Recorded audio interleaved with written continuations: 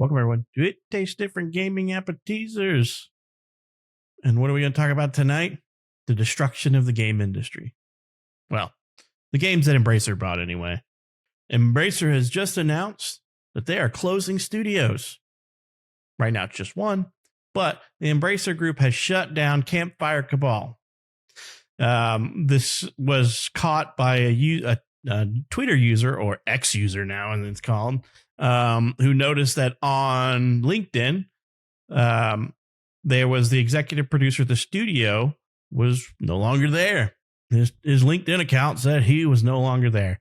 And they then found out that Embracer Group decided to start with phase one. Well, we assume it's phase one because they said there's going to be a 3-phase problem because somebody took their $2 billion ball and went home and played somewhere else. So back in June, Embracer Group was working on a $2 billion partnership that fell through. And so basically they said this is going to cause problems for their studio, and they're going to have a 3-phased approach to get back on track by shutting down studios, laying people off, killing games off, whatever. And so this is the first big thing that I think's come out of that, is them shutting down the studio, which has not been open but almost a year. September of this year will make a year that Campfire Cabal opened its studio. In case you weren't aware, the studio was founded and led by Jonas Weaver. He was also their creative director. This previously worked at Logic Arts, where he created the tactical RPG series Expeditions. If you're not familiar with that, it's like a Romans-esque era, tactical role-playing game. It was a little too much for me. I thought it was just way too in-depth and not as fun for what you got out of it, but that was just me. Some people love the game.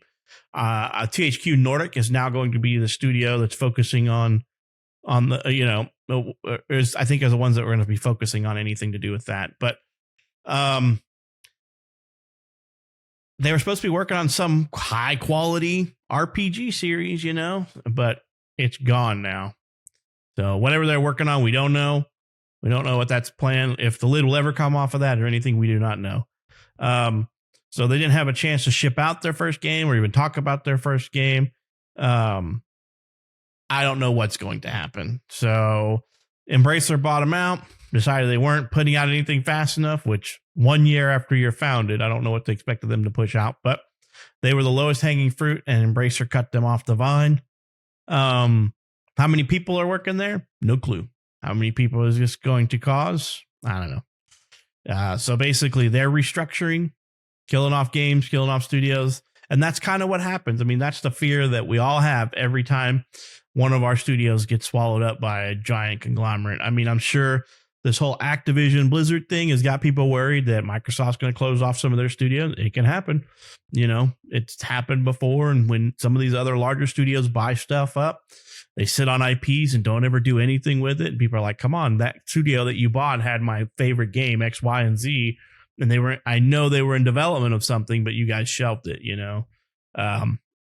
It's always a big worry. And in the gaming industry right now, it's just being turned upside down. Lots of layoffs from all these studios, lots of games getting canceled, and projects being put on the back burner. Campfire Cabal never got a chance to prove their worth. They didn't even get a chance to put out a game, anything. So what's going to happen now? I don't know.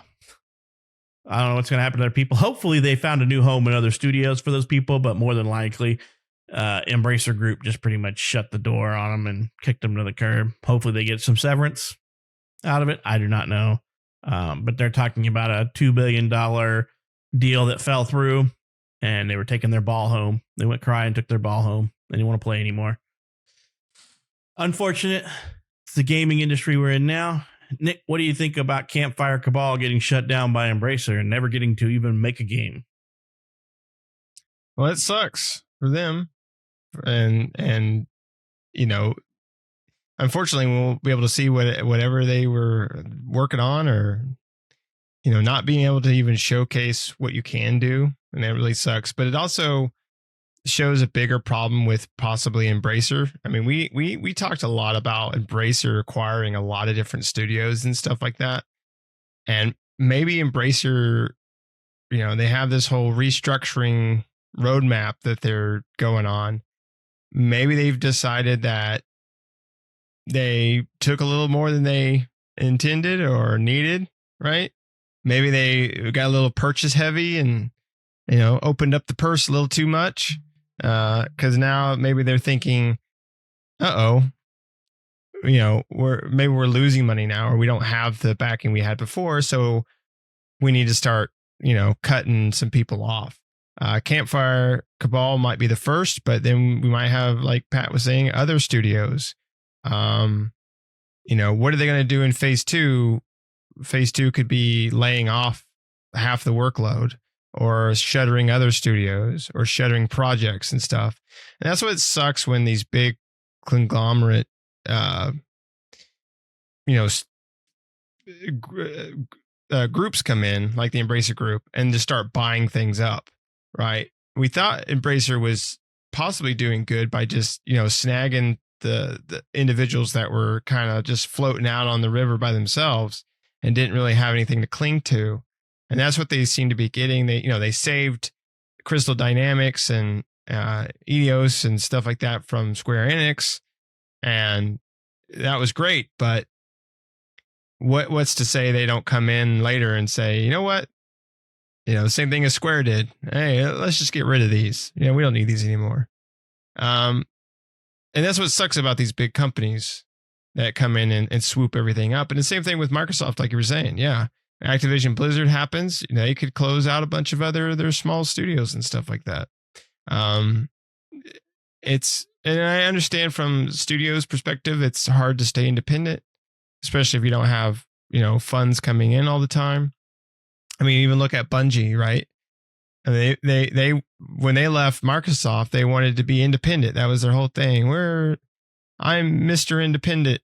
And then now Sony owns them, right? I guess they felt like they were done being independent and needed Daddy. And Daddy came in and said, here's some money. And so, I mean, but it happens, you have for Destiny, especially, and for Bungie, a studio grows, they get more employees, costs go up. The game is still making steady income, but it's not enough to keep them afloat, right? Or it's just barely enough. So they gotta go with a publishing arm or some sort of arm. And that's the same with these other companies too, that come under Embracer Group, right? Some of them are for sale. Some of them can't make it out on their own. So they need somebody to come in. Embracer Group has done that. But, these studios have got to, or these groups have got to slow down sometimes when it comes to purchasing their purchasing power. Even Microsoft in this case, right? They need to slow down on this stuff, because just like through the pandemic where they were hiring and things like that, and places going in and buying, now the markets have settled, things have settled out, and they feel like, I think we bought too much, we got too much inventory. We need to start getting rid of things. And so who knows what the future for Embracer's other groups and studios that they have and IPs that they have, what's the future for those? We don't know. Those could end up being shuttered as well, right? And whatever they're trying to do here. I think sounds like they're probably done purchasing for now. And now they're just trying to trim the fat, right? So that they get to trim the things off that they don't need. And that really sucks for studios like Campfire Cabal and other ones that are, like you said, the low hanging fruit, that they're just going to cut off the vine because they don't need them, right? They're not making any money. Sure, they could have if they brought their game out, but they don't need them to, right? They don't need them to bring their game out. They have other things, so they can cut them. And it sucks for the people that works there and were working on something they were probably proud of, and I couldn't wait for the gaming economy to gamers out there to see the project that they're working on, but now it'll never come to light. More than likely, whatever project that is probably dead in the water, unless those individuals go off and bring that game to another studio. But, will Embracer allow them to do that, right? They probably own whatever IP they were working on. And so Embracer's going to take that IP and stick it on the shelf, and that's where it's going to remain, right? Whatever it was that they were working on. So it's unfortunate, but it is the industry right now, for sure. Yeah, and I mean, we, as much as this hurts, we probably, to be honest, we probably wouldn't even have this studio around if Embracer didn't buy THQ Nordic when they went bankrupt, and bought all their assets and everything. So I mean, the studio probably wouldn't even existed without Embracer. It's just Embracer went on like a massive spending spree, starting 2018, and then COVID hit and slowed everything down, and they were still in a buying spree. I mean, they spent a lot of money. I mean, they bought THQ's assets when they went bankrupt. They bought a bunch of companies. I think in like 2018, they bought like Coach Media and a bunch of others.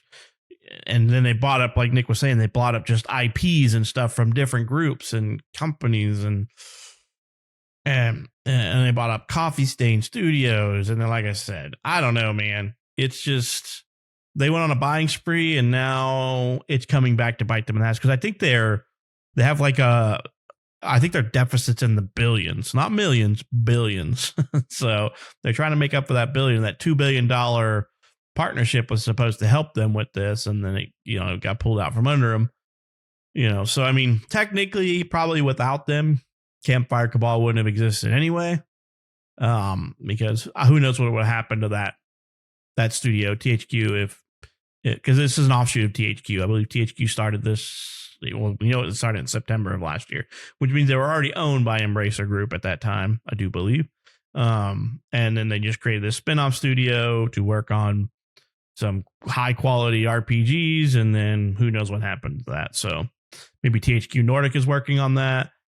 Maybe people are, from what I read, I think there was a Twitter thing going on about this whole thing, is that Bruno Christian Bellou, or however you pronounce his last name, said that they laid off his entire staff, I do believe, in his studio. They tried to prevent it, but I don't think it happened, and now we're just now finding out about it. So how long he's been gone from that, I don't know if that's recent news or if it happened fairly shortly after that, and they're all under some type of NDA or gag order or something where they couldn't talk. But it almost sounds like from the letter that he had posted on, or from the tweet that he posted on Twitter or X or whatever the hell it is now, X, when he X'd on X, then, basically said they were getting rid of his whole studio, every person in his studio, and closed the studio. Sucks. It does suck. Hopefully they took care of them, and hopefully that's why we're just now hearing about it, is because the gag order gave them all something worth keeping their mouth shut about. You never know. Some companies are just dirty and they just kicked them all out the door. We'll give you 1 week severance as long as you keep your mouth shut, and who knows? It's hard to say, but it's a tough time for video games, developers and publishers, and all these companies that spent all this time acquiring video games are now feeling the hurt of it, because they're in massive amounts of debt, and they're trying to recoup that money when these studios aren't pumping out the bangers that they're expecting, or the amount of games that they're expecting them to be pumping out due to staffing issues, COVID, or who knows what. But interruption of the industry and self-writing of the industry is kicking in, and we're probably going to feel this all the way in and through 2024. 2025 should probably start settling down for games, as long as these studios start pumping out the games that have been delayed all through COVID. But we'll see. It sucks that this studio closed, but we see gaming studios close all the time. This one just didn't even get a shot at making anything.